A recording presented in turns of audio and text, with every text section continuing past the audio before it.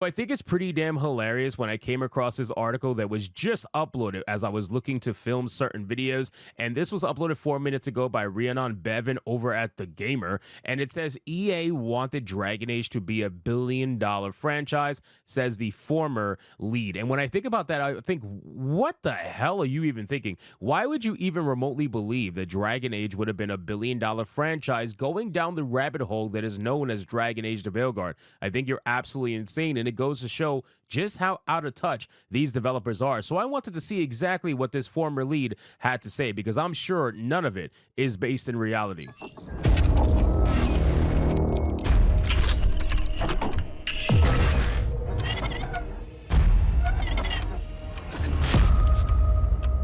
So let's get into this article, guys, from The Gamer. But of course, before we do, if you are new here, just consider hitting that subscribe button. I would greatly appreciate it, and like the video to push us out into that YouTube algorithm. So we got some key takeaways here. It says Mark Darrah says that EA wanted Dragon Age to be $1 billion franchise. To make this happen, he drafted a plan to launch 3 Dragon Age games in quick succession. Oh, wow. Well, that clearly didn't work out very well, did it?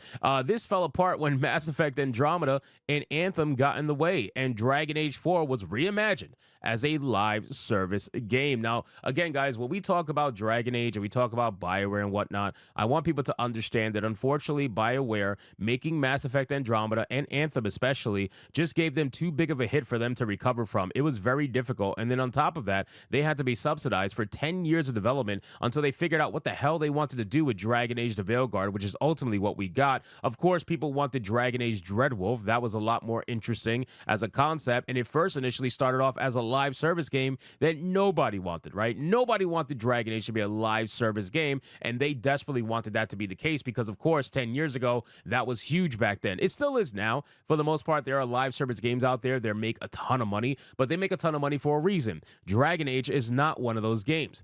Former executive producer at Bioware, Mark Darrah, has uploaded a lengthy video detailing his more than 2 decades at the studio. Here, he explains that EA wanted Dragon Age to be $1 billion franchise, and he was tasked with drafting a plan to make that happen.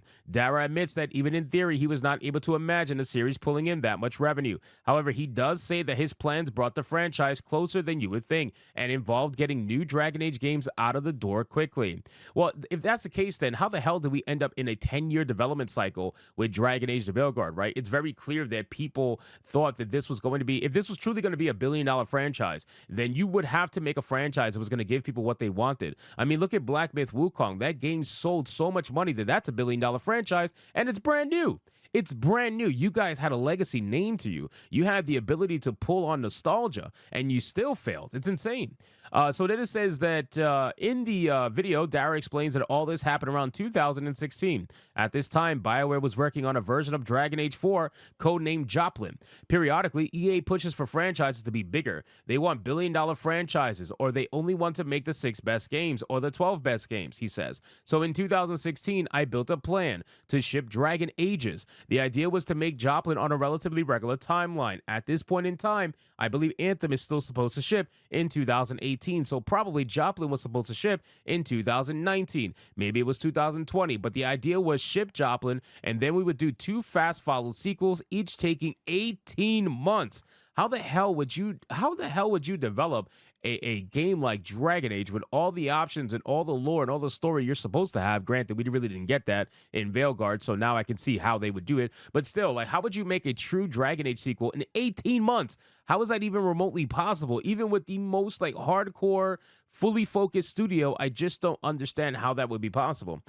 Did it get Dragon Age to $1 billion franchise? It required a little bit of creative accounting to make that work, but it got closer than you would think. He continues, the idea was to have minimal DLC, maybe one significantly sized piece of DLC or even an expansion pack, and then quickly move on to the sequel. However, this wasn't meant to be. After Andromeda wrapped, resources were swallowed up by Anthem. Then it was decided that Dragon Age 4 should be a live service game, so Joplin was swapped for a new version of the game, codenamed Morrison. This too would eventually be canned, and Dragon Age the Veilguard was built from its ashes. Well, no, technically, so codenamed Morrison ended up becoming Dragon Age the Dreadwolf, and then after Dreadwolf, it became Dragon Age the Veilguard. So So yeah, this game got basically destroyed 3 times, which is insane.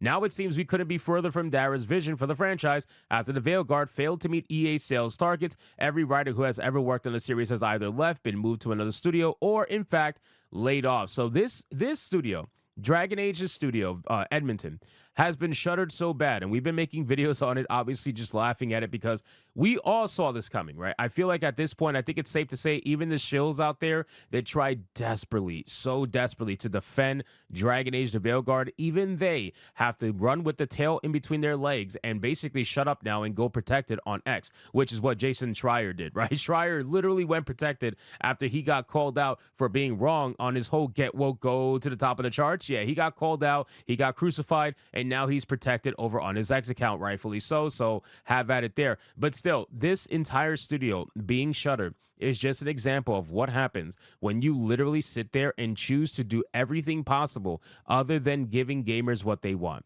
right? If you choose to do that, then this is going to be your future. There's no doubt about it. And you're trying to sit here and pretend as if you can take over established IPs that weren't woke at all. They had great diverse storytelling, mind you, right? Like Dragon Age and Mass Effect are known for having some of the best writing in history in video game RPGs and allowing you to explore a multitude of different options, whether you're gay, straight, or whatever. You had everything in those games, and yet for some reason you have these activists that are incapable of writing characters like they did back in the day and turning them into fucking therapy sessions. This is why nobody liked VEILGUARD. When you booted up VEILGUARD, it was literally from the first hour after that, it was all a therapy session. Trans ideology was everywhere, gender ideology was everywhere. Even if you didn't want to partake in it as a character, you were still lambasted by it by NPCs in the game that would tell you they're non-binary. I remember meeting up with a blacksmith and the blacksmith telling me they were non-binary. Like, what the fuck? You cannot avoid it at all.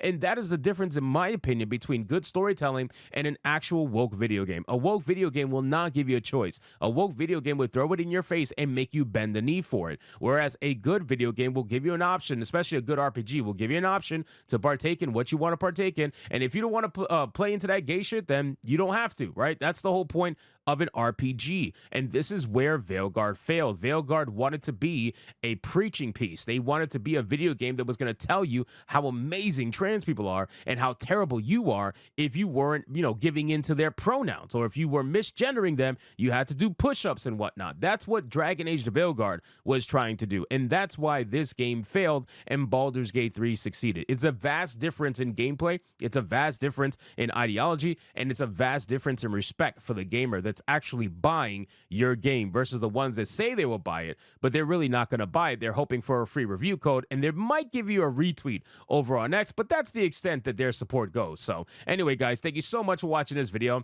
Hope you did enjoy it. If you did, consider leaving me a subscribe. I would greatly appreciate it because I liked the video. Comment, let me know what you thought, and I'll see you guys on the next one. Hypnotic out.